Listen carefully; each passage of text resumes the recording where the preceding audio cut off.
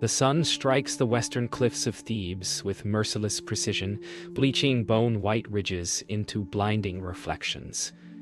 Beneath them, a small team digs against time and heat. Dr. Layla Nasser's hand stills as her trowel scrapes something unnaturally smooth. "Thomas," she calls, and the sound trembles. Beneath her fingers lies no hieroglyph, no royal emblem.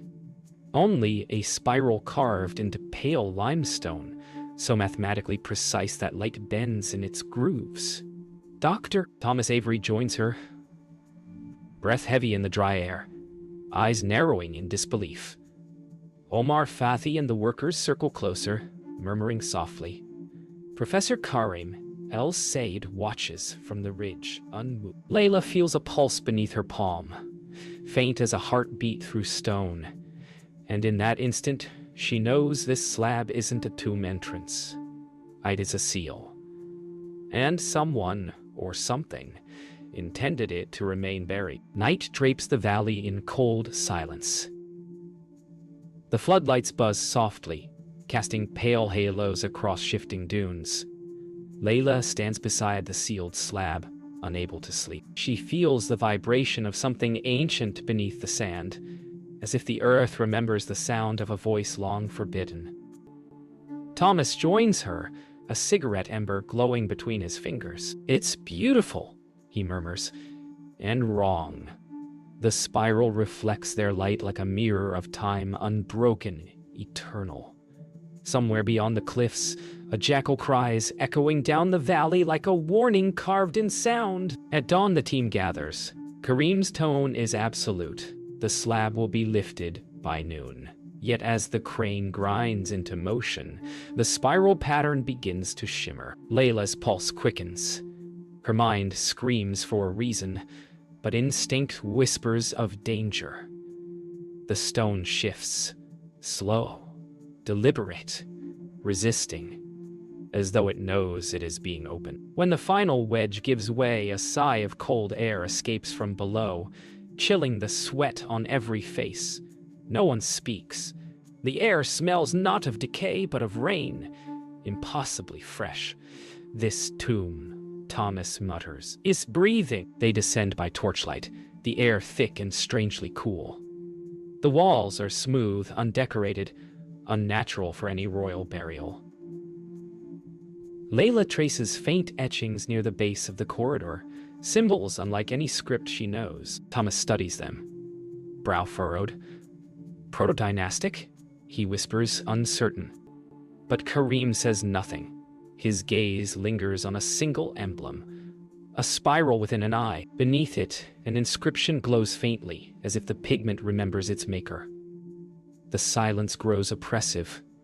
For the first time, Layla feels not the thrill of discovery, but the fear of trespass. At the bottom of the descent lies a doorway sealed in black resin, the surface carved with the same impossible spiral. The team halts. The torches flicker violently, their flames bending inward. Layla steps closer, her reflection distorted in the glossy surface. Her breath fogs in the cold air, unnatural in the desert. Thomas kneels beside her, whispering, "We've opened something that wasn't meant for the living." In the silence that follows, the spiral shifts again. Only this time, everyone sees it move. The resin door shudders under the strike of a metal chisel, then sighs open with a hollow moan that feels less mechanical than alive. Cold air rushes past them, smelling faintly of myrrh and storm water. Layla steadies her breath, her torch trembling as she peers into the blackness. Thomas raises his camera, but its flash dies instantly, swallowed by the dark. Karim whispers something in Arabic, a verse about gates and guardians, but his voice is drowned by the echo of dripping water. When they step forward, the stone underfoot feels soft, pliant, as if breathing. The light of their torches reveals the beginning of a corridor that curves downward, its walls painted not with gods or kings, but with eyes. Thousands of them, each staring directly at the intruders. They follow the curve of the tunnel deeper into the mountain.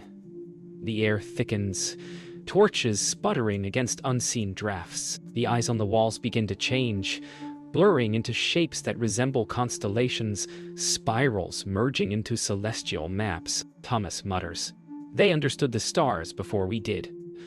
Layla doesn't answer.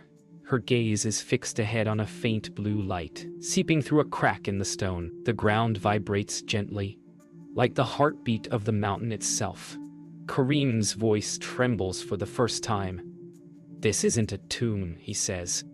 "It's a warning." The passage opens into a vast chamber, its ceiling lost in darkness, its floor a mirror of polished obsidian.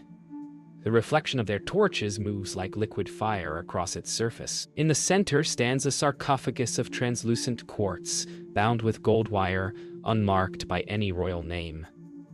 Inside, a shape rests, neither bone nor mummy, but something that looks carved and grown all at once. Thomas approaches, camera raised, but the lens refuses to focus. "It's older than dynastic Egypt," he whispers. Layla leans close. Faint patterns ripple across the quartz, forming the same spiral from the entrance. The tomb, it seems, holds not death, but preservation. They set up lights and cameras, but every recording blurs into static. Layla documents inscriptions etched faintly around the base of the sarcophagus, symbols looping in endless spirals, their language shifting mid-form. Thomas rubs his temples, whispering, "The patterns. They're alive." Omar notices something beneath the glass. A faint shimmer, like breath fogging from inside. Kareem raises his hand sharply. "No closer." The air hums, a low resonance that vibrates through their chests. For the first time, Layla feels the strange pull of time stretching, her heartbeat sensing with the pulse inside the stone. Something ancient is awake, and it recognizes them. At the edge of the chamber stands a smaller doorway carved into the wall, hidden until the light strikes it from the perfect angle. Layla sees it first. A narrow aperture engraved with unfamiliar glyphs. "It's newer than the chamber," she says softly, tracing the fresh chisel marks. Thomas peers over her shoulder, muttering, "Someone came after." Kareem's eyes darken. "Or never left." As they push the slab aside, the air rushes out in a single exhale that extinguishes every torch but one. In the sudden half-darkness, the spiral appears again, painted in fresh blood-red pigment. The narrow passage opens into a room no map, no dynasty, no scholar has ever spoken of. Gold dust coats the air, shimmering like mist around the beams of their torches. The chamber's walls are covered in reliefs so lifelike they seem to move. A woman's eyes follow them from every surface, her crown tall and flared, like the wings of a cobra. Layla whispers, "Neferet." Her voice trembles not from fear but recognition. She has seen this face in dreams she cannot explain. Thomas records in silence, his breath fogs despite the desert heat. The queen's image stands untouched by time, her hands raised in benediction and warning. Kareem lowers his gaze. "The one they erased," he murmurs. And then, as if to confirm his words, one painted eye blinks. Every inch of the chamber tells a story banned from history. Layla studies the hieroglyphs winding along the walls. A queen who ruled without a king, who spoke to the sky and drew power from light itself. The inscriptions twist midway, depicting rebellion. Priests bowing before a spiral of darkness devouring her image. Thomas steadies his torch closer. "She wasn't buried here," he says softly. "She was sealed." Kareem's face turns toward him with slow gravity. "No, Dr. Avery, she was bound." The temperature drops. Condensation beads along the stone. From somewhere deep within the walls comes a sound, faint, rhythmic, like a heart still beating after millennia. They find the sarcophagus chamber hidden behind a false wall, the seam revealed only when Layla's light hits it at a slant. The stone door slides open with the sound of air drawn through water. Inside, a single golden coffin rests on a pedestal of black basalt, Its surface gleams with an unfamiliar alloy, neither gold nor bronze, engraved with shifting spirals. Layla approaches, eyes wide. Thomas begins to film, whispering, "There's no oxidation. It's as if it was made yesterday." Kareem steps forward, voice low with dread. "Because she still breathes." Layla freezes. Within the coffin's translucent lid, a faint mist swirls around a woman's face, serene, untouched. A serene, untouched, impossibly preserved. Layla leans closer, breath trembling as she wipes condensation from the coffin's lid. The skin beneath looks warm, almost alive. Thomas checks the temperature gauge. It reads impossible figures. The recording flickers again. Kareem begins reciting an old funerary verse, his voice steady but pale. Omar whispers that they should leave. Then, as if in answer, the lid hums softly. The spirals engraved upon it begin to turn, slowly, silently, shifting the reflected torchlight across the walls like ripples on black water. Layla's voice breaks the silence. She's not dead. The chamber trembles. Sand falls from the ceiling. Thomas whispers, "Then who buried her?" The hum builds into a low resonance that fills the entire chamber. Light bends around the coffin, warping the air into heatless flame. Layla stumbles back, shielding her eyes. Thomas's camera shatters in his hands as static bursts from every device. Curran shouts for them to retreat, but the doorway behind them slams shut, sand sifting down like rain. Within the sarcophagus, Neferet's eyes open, ancient, black as night, seeing through every age at once. Her lips move soundlessly, yet her voice fills their minds. "I was not buried. I was bound to guard what must never rise." Layla drops to her knees, realization dawning in terror and awe. The queen was never cursed. She was the curse. The chamber is no longer silent. The air hums like struck metal, every vibration passing through the bones of the living. Layla stumbles toward the sarcophagus, eyes wide as spirals of light coil upward from its seams, painting the walls in liquid gold. Thomas backs away, shielding his face as his torch flares violently, then dies. The queen's voice resounds inside their heads. No sound, only meaning, ancient and absolute. "I guarded the gate when the sky fell dark. You have undone the seal." Kareem's face turns ashen. His lips move soundlessly in prayer. The ancient symbols across the chamber pulse like veins. Time itself begins to stutter, each heartbeat slower than the last. The walls ripple like water as images from another world flicker across them. Temples reversed in shadow, priests chanting beneath black suns. Layla feels her pulse align with the queen's rhythm. Visions invade her mind. Neferet standing before a celestial storm, sealing it within herself. Thomas collapses to one knee, gasping. "She's showing us," he murmured. Kareem stares at the walls, realization dawning. This is no curse, it's containment.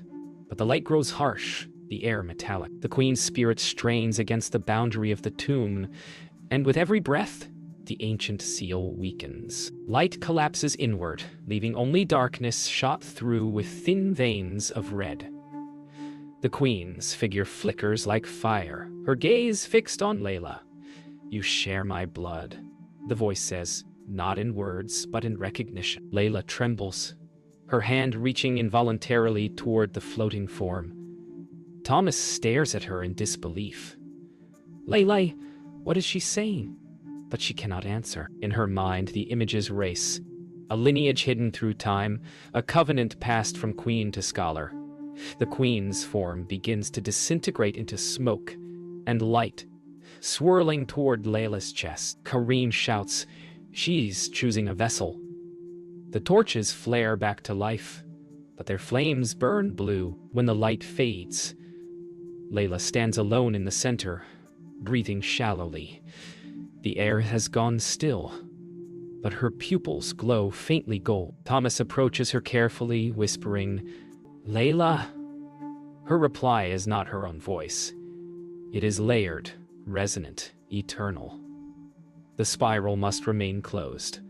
Karim steps forward, his expression torn between awe and despair. "She's inside her," he says softly. The queen's consciousness pulses within Layla like a buried sun. Omar grips his chest, gasping, "We need to get out before she seals it again." The sand begins to fall faster, whispering from the cracks in the ceiling like the desert reclaiming its own. The queen's voice now comes from everywhere. The walls, the air, their own hearts. "If the seal breaks, the sky will fall again." Layla's body convulses as she fights the torrent of visions, each one older than the world itself. Thomas drags her toward the corridor. Karim chants in desperation, invoking forgotten gods. The chamber shakes violently.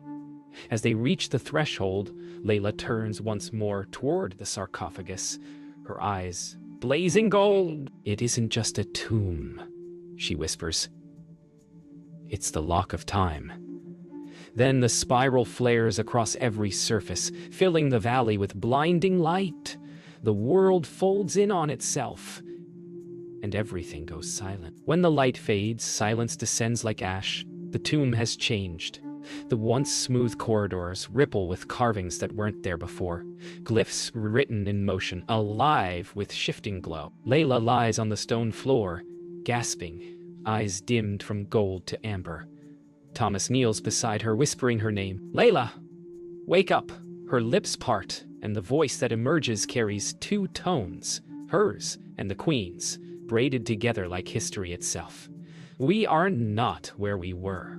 Karim looks up, realization dawning. Through the corridor mouth, he sees a horizon of twin suns, one ancient, one modern, coexisting above the same desert. The valley has folded time into itself. They stumble outside, but the world is not Egypt as they knew it. The cliffs are fractured with glowing seams. Statues of forgotten gods tower alongside. Modern cranes, frozen mid-collapse. Sandstorms hang suspended mid-air, grains motionless like stars. Layla's voice echoes with both awe and dread. "This is the moment before time began." Thomas looks up at the twin suns, his eyes filling with tears. "We've broken chronology itself." Karim kneels, hands buried in sand that hums softly, as though singing an ancient hymn. "We must restore the seal before the two eras fuse," he warns, "or the world will exist in every time at once." From the desert's fractured plain rises a luminous storm, spiraling from the tomb entrance like an inverted vortex. In its core, visions unfold. Armies, coronations, cosmic alignments, floods, all moments from Egypt's history merging into one. Layla walks toward it, drawn by the queen's will within her. Thomas follows, shouting her name, but his voice warps into echo. Karim grips Omar's shoulder. She carries the queen's consciousness. Only she can reseal the spiral. The ground trembles, ancient drums echoing from no. Layla raises her arms, the gold light returning to her eyes. "Then let history breathe once more," she whispers. Time collapses inward. Layla sees it all. The birth of the Nile, the rise of pyramids, the fall of dynasties, the sound of languages long extinct. The queen's voice whispers within her, "Close the circle." Layla kneels, pressing her palms into the glowing sand, tracing the ancient spiral with trembling fingers.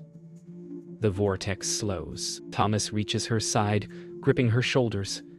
"You'll be trapped with her." She looks at him, tears glinting. So was she. Karim's chant joins the wind, his voice merging with thunder. Light engulfs everything. The desert, the tomb, the sky, folding history back into silence. When the light dies, the desert returns, silent, still untouched. The tomb entrance is sealed once more, the spiral buried beneath fresh sand. Thomas awakens alone beside the excavation site, his hair gray with dust and years. The equipment lies rusted, the camp long abandoned. Karim and Omar are gone. In the distance, the morning call to prayer drifts through the air. He rises unsteadily, eyes drawn to a faint engraving in the sand. A perfect spiral, freshly carved, pulsing once before fading. He whispers her name, but the wind carries only silence. Beneath the dunes, the queen and the archaeologist now rest together, guardians of the lock that holds eternity still. Years have passed since the excavation vanished beneath a storm. No one remembers but Thomas Avery. Yet, across the valley, instruments begin to fail, and satellites detect heat where none should be. Cairo hums with restless rumor. Mirages of temples appearing at dusk, whispers of an archaeologist who walked into the dunes and never returned. Thomas sits in his office, gray-haired and hollow-eyed, replaying the last footage recovered from his shattered camera. The final frame shows Laylala's face bathed in gold, her lips moving in silent incantation. The spiral symbol has begun to appear again, etched into stones, drawn by wind, carved by time itself. The seal he fears is breathing once more. Thomas travels south once more, drawn by a feeling he cannot name. The Valley of the Kings lies quiet, yet the sands seem newly stirred. As night falls, faint luminescence blooms across the dunes, tracing vast concentric circles visible only from the cliffs. From somewhere beneath, he hears a woman's voice, a whisper carried on the wind, speaking in both ancient and modern tongues. Guard the gate. The stars above seem to tilt, aligning in a pattern not seen since Nefert's reign. He realizes the tomb was never destroyed, only displaced, its memory anchored beneath the skin of time. Back in Cairo, Professor Karim El-Sayed's journals are unearthed by museum curators, cataloging lost expeditions. Among his notes, one phrase repeats endlessly: the spiral is memory, the queen is time. The pages shimmer faintly, ink refusing to fade. Young archaeologists laugh off the myth, until one night the museum's power fails, and the sarcophagus display glows faintly from within. Security cameras capture the reflection of a woman's eyes in the glass, black, endless, knowing. Across Egypt, clocks pause for 7 seconds. Time hesitates, as if the ancient heart beneath the desert has begun to beat again. Thomas returns to the valley one final time, guided by dreams he cannot dismiss. The air feels different, thicker, charged. He kneels at the site where the excavation once stood, now a seamless stretch of sand. Beneath the surface, faint vibrations pulse like a heartbeat. "Layla," he whispers, voice breaking. "Did you seal it, or did you become it?" The wind answers with the scent of myrrh. As dawn rises, he sees her silhouette in the distance, a woman in linen robes standing perfectly still. Then she vanishes. In her place, only a perfect spiral remains, carved freshly into the dune. Weeks later, satellite images reveal a new formation in the valley, a spiral carved across several kilometers of desert, visible only under moonlight. No machinery touched it. No tracks lead to it. Egyptologists debate endlessly, yet none can explain the perfect geometry or the strange resonance picked up by ground sensors, an echo of a heartbeat too slow to be human. Thomas's journals, recovered years later, end with a final line written in trembling hand. The queen sleeps within the sands, but memory does not die. It remembers us in return. The film of history, it seems, never stops recording. The desert forgets quickly, but not completely. Centuries of wind can bury a name, yet the earth remembers its shape. Archaeologists speak of the valley's shifting sands, how new patterns form overnight, how old markers vanish without trace. Yet some nights, under a full moon, the ground hums faintly, like a whisper beneath sleep. In the archives of Cairo, a young historian replays the lost Avery footage. the final image frozen on Layla's face, radiant in gold. She leans closer, swearing she hears a heartbeat. The queen's name is never spoken now. It exists only in silence, in the pulse between seconds. The seal endures, but so does the memory that broke it. Far from Cairo, the valley lies in perfect stillness. Yet instruments hidden among the dunes record something impossible. Rhythmic vibrations deep beneath the rock, spaced exactly like a heartbeat. Scientists dismiss it as seismic anomaly, but at dawn, the sand briefly shifts, revealing the tip of a gold diadem, then covers it again as if by its own will. The desert keeps its secrets, protecting its prisoner and her guardian alike. Somewhere below, Layla dreams in luminous stillness, her soul interwoven with Nefret's. Two minds, beating as one beneath 1,000 tons of silence. The queen still watches. In the years that follow, myths resurface.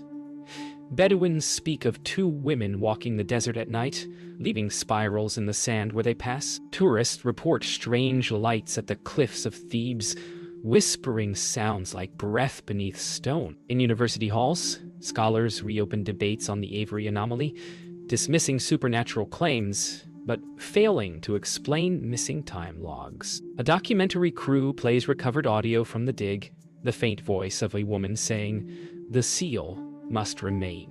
Experts call it interference. Yet when the audio ends, all who listen agree on one thing.